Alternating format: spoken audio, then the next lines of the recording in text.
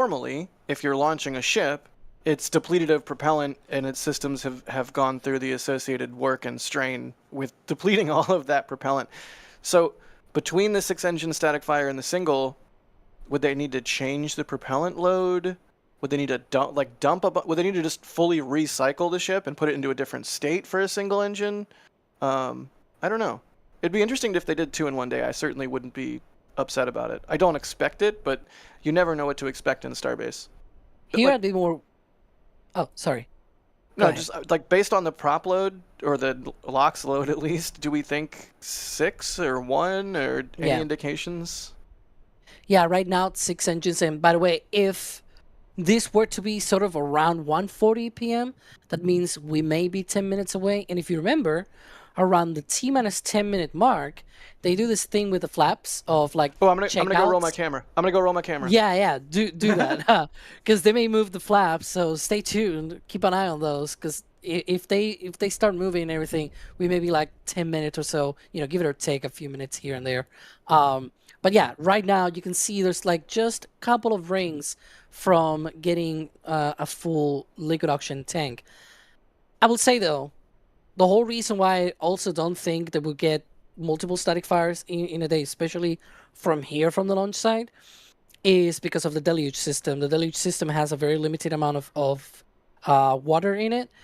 And unlike the upcoming Pad 2, Flame Trench and everything, it doesn't have any way to collect that water and sort of reuse it again, maybe within a few minutes or even like within the same day, right? And so once it's gone, and that's it. You have to go out and refill it again, and so that's one of the problems. We can see there already some frost on the methane tank, which is great. Yeah, it's fascinating. I didn't actually appreciate it. When I read the question out, I was thinking, maybe. But that water deluge system on Pad 1, that is a big deal, isn't it? They just can't do 2 in such fast succession with our water deluge system. So that's a big point there. Let me thank a few more people, by the way. Off-Grid Everything. Why are you on the internet then? Has become a PadRat member. Sander Van der Kamp has become a PadRat member as well. Welcome. Ninja Decimator. Pew, pew, pew.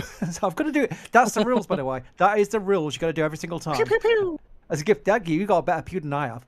As a gift of 5 Red Team memberships, as always, thank you, Ninja Decimator. I see your name so many times. John, speaking of which, Mr. Coffee, I still got to message you back. I've got to remember. I'm going to write it down on a piece of paper right now.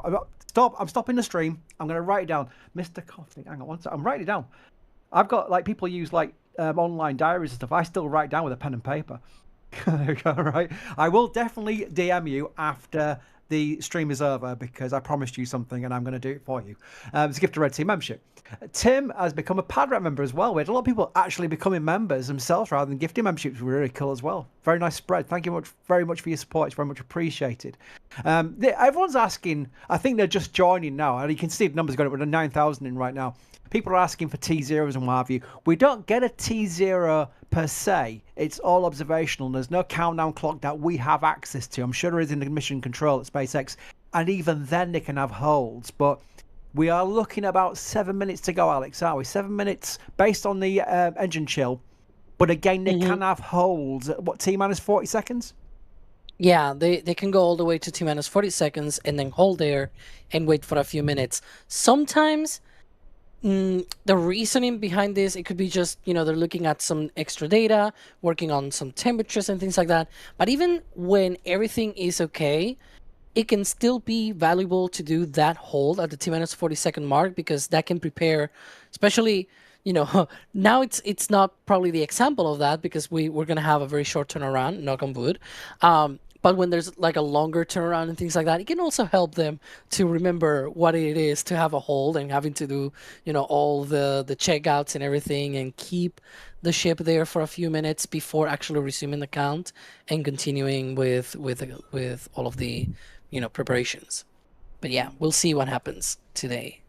Very good. And remember to ooh if you see anything, because I'll be talking and we're not looking at the screen because we're looking at the questions. So remember to interrupt me, because this is getting to the business end now of this countdown to potential 600 static fire test of Ship 38. But Jack, Oliver Redmond says, never mind that. I'm looking forward to the flight itself. Do we know if there will be a booster catch on Flight 11.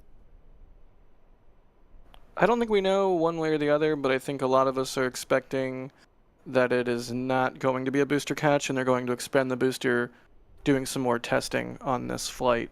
But I could have missed something, or I could be wrong. But that's my expectation.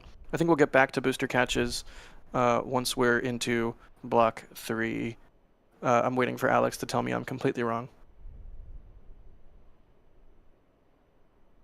You're good. Yay. There we go. So vote of Sorry, I confidence was writing a little thing.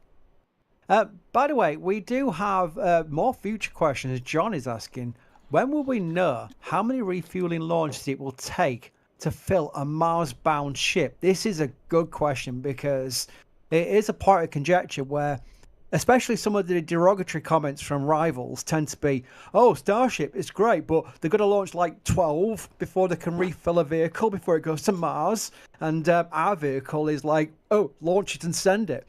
So there's a lot of pros and cons about refilling, but again, with this vehicle's projected cadence, it's built in.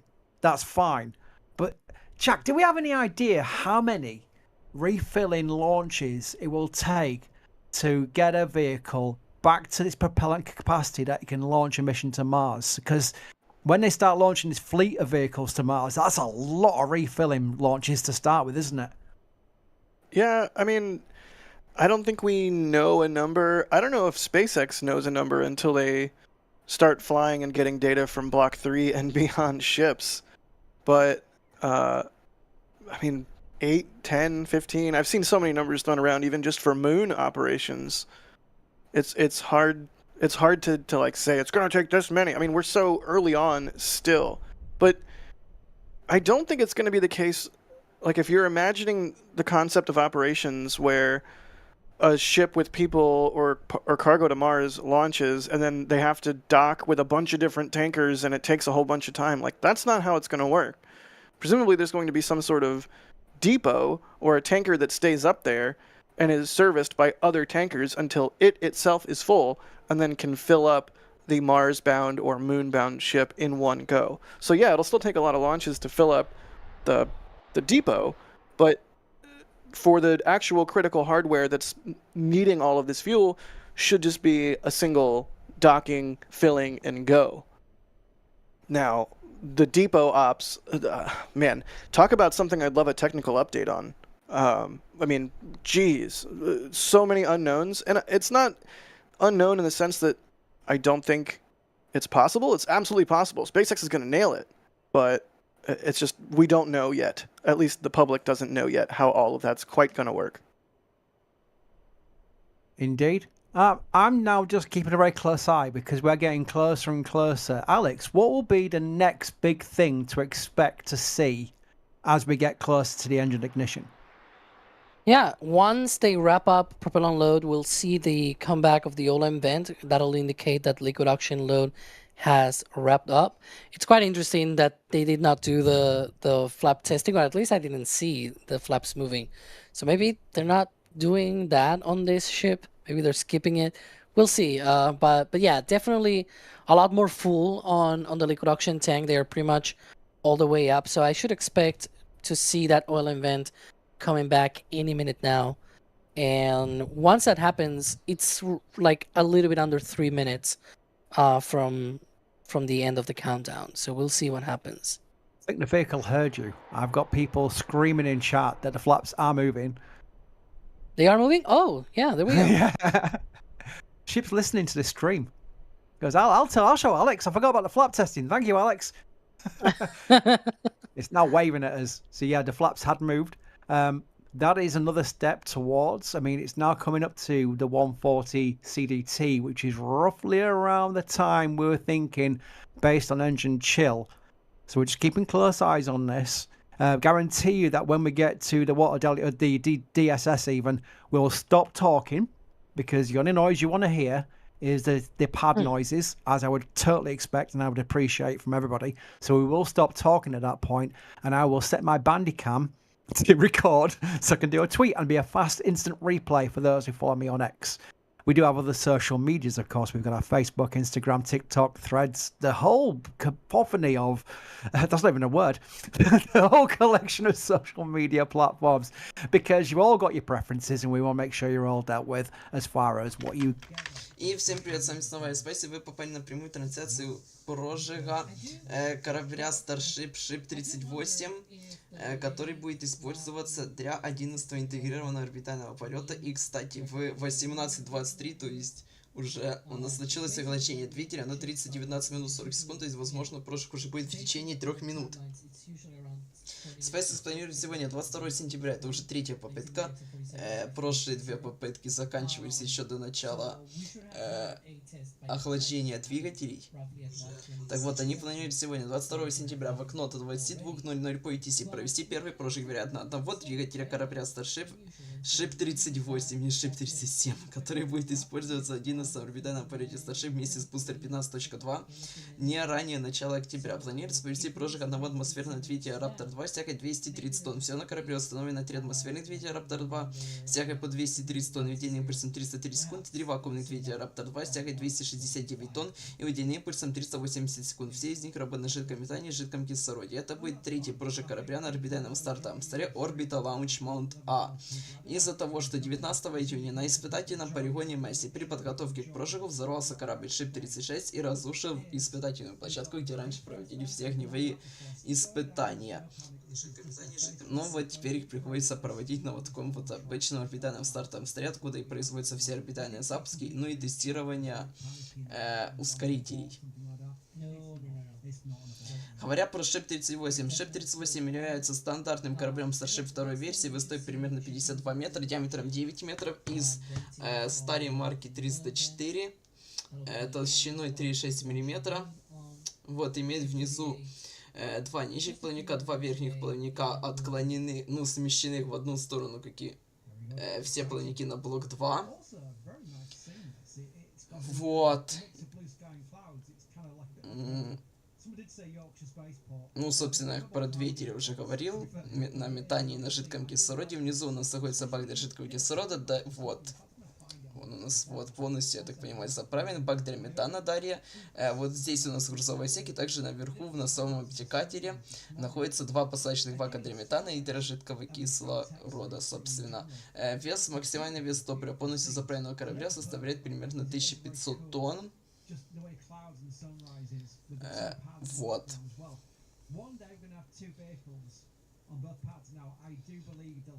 Ship 38 уже прошел два криотеста 30 и 31 июля этого года соответственно.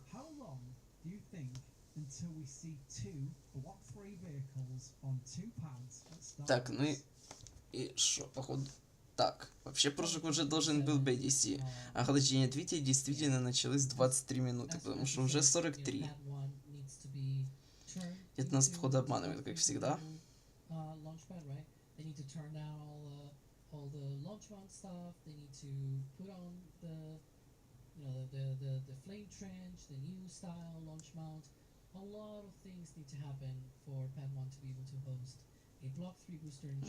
Да. Все брехня, короче. Ладно, тогда ожидаем.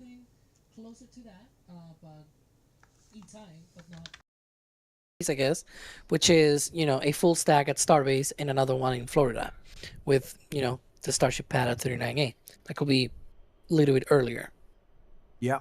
It's exciting though, because that's the progression. It might take a while. I know a lot of people don't have the patience. I don't have the patience to start with. I'd like to see things now. But that is the outlook, and that is what is planned. This is not something on a PDF where they're just talking about hopes and ambitions. This is actually going to be happening. So that's a real cool thing. I want to go back to the water deluge again, because this is a good point from Ryan, who says, why can't they run the deluge system after it's triggered on a non-catch flight? Doesn't the system need to be used twice for a catch, sir? That's a good point, but I think when the booster comes back down for a chopstick catch, the water deluge system is really on low pressure compared to the launch, Alex. Is that right? Yeah. It's just very low pressure. And I mean, don't take my word for granted. Just hear and listen to what Dan Hewitt says when they talk about, what are the possibilities when they are in a hold, right? And they have to clear the hold, and now they go through the, final 40 seconds of the count. And he repeats many, many times, if we fire the deluge today, it's done for the day. Because if they do that, the water just gets exhausted, right? It escapes the plate. And by the way, speaking of escaping, there we go. Oil and vent is coming back, so probably a test within 3 minutes or so.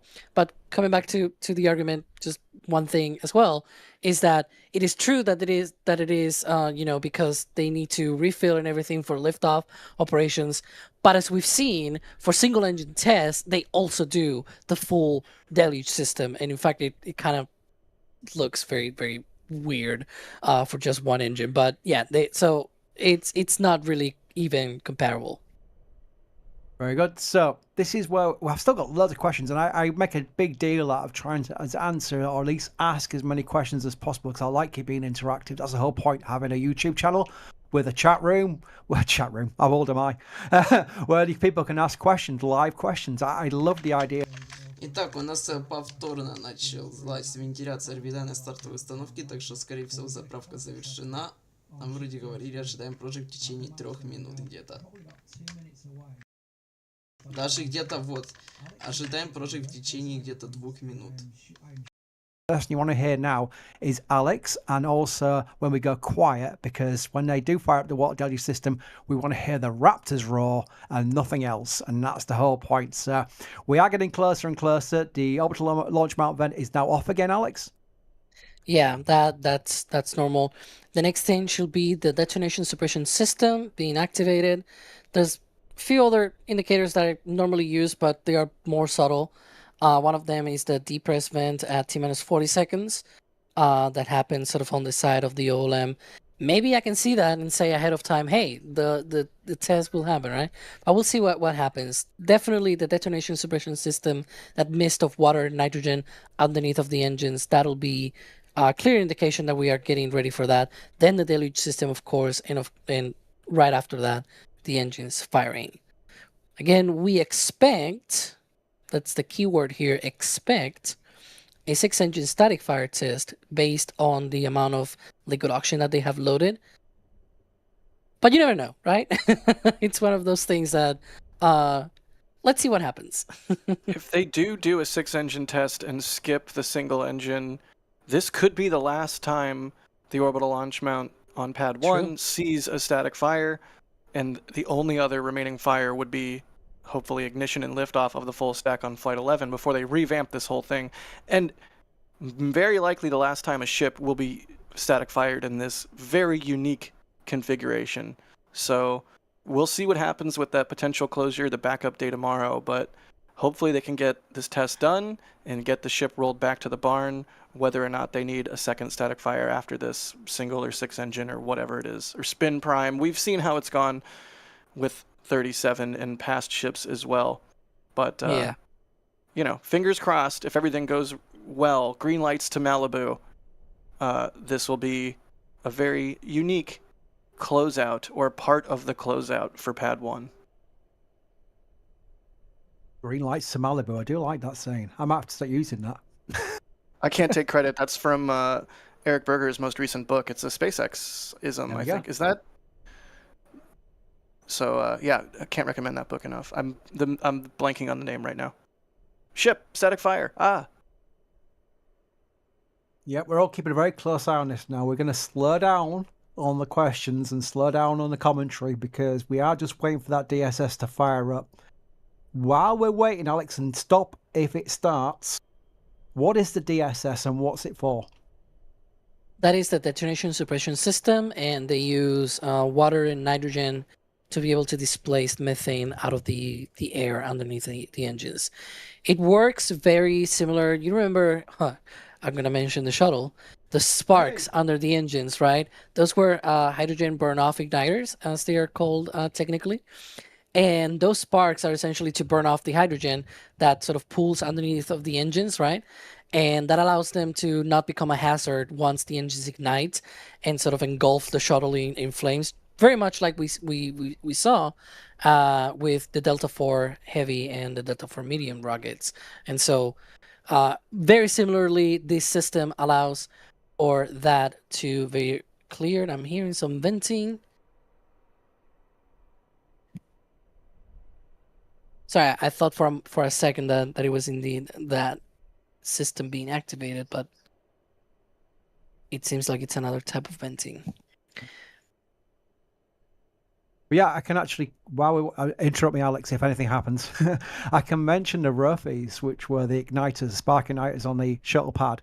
And that was one of the famous ones was the STS-93, not just launch, which was very famous for its issues, but also the abort that happened before it. The roughies fired up, and the indications were hydrogen in the aft, give cutoff, give cutoff. That is literally, they were screaming, well, not screaming, they were shouting down the comms line to give a cutoff. It's like T-minus 6 seconds to go. That was quite sporty. That was a sporty abort. But that was STS-93, which is full of things, and that's where the actual bet concur come from. The actual mission itself, the actual launch itself was you bet concur, we don't need any more of these. A little short reference. Can't be a short reference. It does look like we're in a hold, Alex. Yeah, it's been a while since we saw the return of the OLEM vent, and of course, the end of propellant load. Things are very quiet, tank form wise. They are right now just keeping it there. Super, in another sort of set of words instead of in a hold, I guess. Just out of interest, if we know, how long can they hold in this situation without having to say, hang on a minute, we've held too long now, we've got to depress? How long can they hold it for?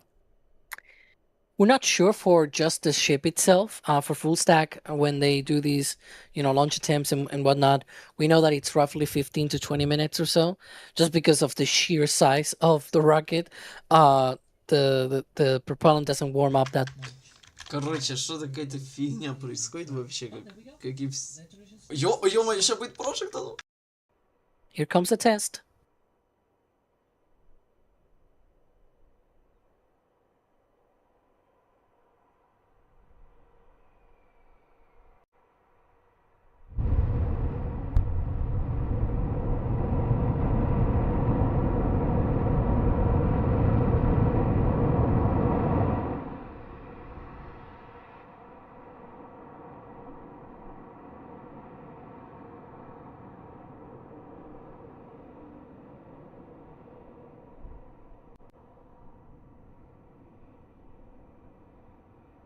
Nice. I get to do that's the first time ever after a static fire test I get to talk first. Nice. That's my Opta world. But that looked very good. And that looked like 6 engines, Alex? Yep. 6 engines. And the 2 banks of engines igniting. Yeah, I'm looking at some of the other views as well. I like to do that. И наконец-то на третьей попытке прожиг корабля Ship 38 на орбитальной стартовой площадке А, и говорят, что походу у нас прожиг 6 двигателя. Ну давайте пересмотрим, бо я что даже не посмотрел.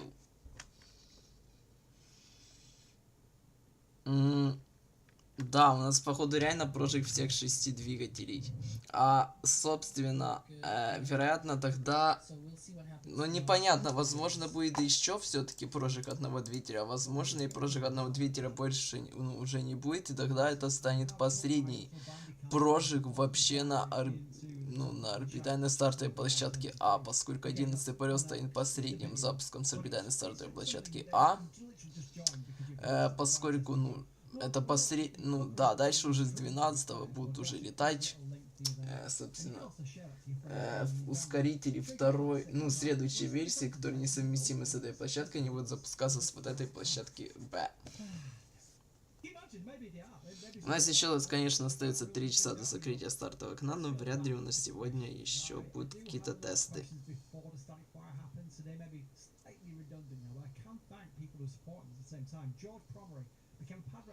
Ну и все, и на этом прямую трансляцию я буду заканчивать, потому что делать тут больше. Следующее шоу. По следующим запускам и событиям, что у нас будет.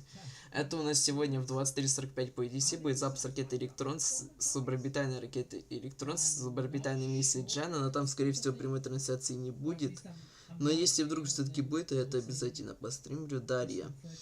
24 сентября в 11:30 по EDC запуск ракет Falcon 9 с миссии I'm Happy Others. Далее, 25 сентября в стартовое окно, начиная с 8:36 по UTC Falcon 9 с миссией String 10:15. Вот что я обязательно точно постримлю, ну, конечно, если получится.